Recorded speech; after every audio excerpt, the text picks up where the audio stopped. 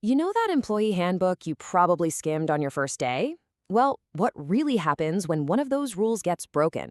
Today, we're going to pull back the curtain and look at the entire process, from a simple mistake all the way to the major consequences. I mean, have you ever really thought about it? Because beyond the office gossip, there's actually a pretty complex machine that kicks into gear. So let's break down what that system actually looks like. Okay, so first things first. At the end of the day, every single company is trying to do the same thing: keep things secure and keep things orderly. The policies, well, they're just the official rules of the game to make sure the whole operation runs the way it's supposed to. That's a great question, right? It's not like there's a hall monitor watching everyone's every move. The answer, as you might guess, involves some pretty sophisticated tech and a clear system for monitoring. So this all-seeing eye, how does it actually work? Well, it's not just one thing. Think of it more as a combination of actual people doing checkups and a whole suite of automated systems all working together. And this is where it gets really interesting. Monitoring is a whole ecosystem. You've got everything from third-party auditors who come in and give an outside perspective, all the way to automated systems that are basically watching the network 24/7. Now, when we talk about that automated side of things, there are two acronyms you're going to hear a lot: SIEM and SOAR. They might sound super technical, but their jobs are actually pretty easy to understand. Okay, so think of SIEM as kind of like the central alarm system for a company's entire digital world. It's constantly collecting data from everywhere: servers, computers, you name it. And it's smart enough to spot anything that looks weird or out of place. So, if SIEM is the alarm system that shouts, "Hey, there's a problem over here," then SOAR is the automated first responder. The moment SIEM raises a red flag, SOAR can jump in and take action automatically, like blocking a weird login or isolating a file, sometimes before a human even sees the alert. All right, so the system flagged something. The alarm went off, and yep, it's confirmed. A rule was broken. What happens now? Well, this is where a really structured, formal process usually kicks in. Most places use what's called a progressive discipline tier.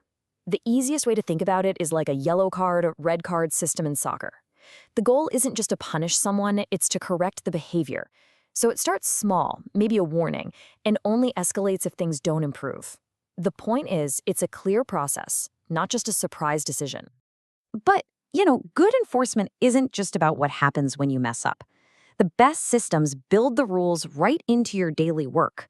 A perfect example: multi-factor authentication, MFA. That little code you have to type in, that's the company enforcing a security policy every single time you log in. It's automatic. So we have all these rules and automated systems. It sounds pretty black and white, right? But what about the gray areas? Is there ever a situation where breaking a rule is actually the right call? Believe it or not, the answer is yeah, sometimes.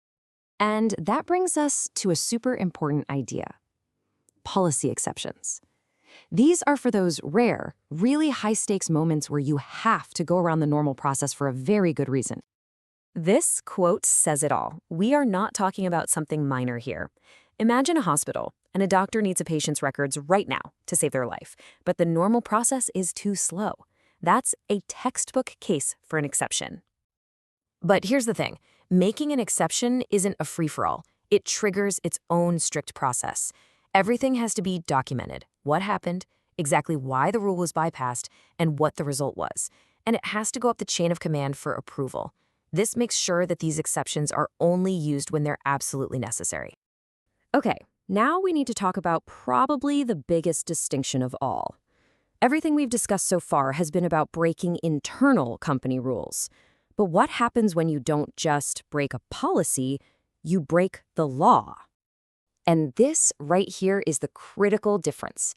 Breaking a company policy, that's an internal issue. It's handled inside the company with that discipline process we talked about. But breaking a regulation, a law like HIPAA or GDPR, that is a whole different ballgame.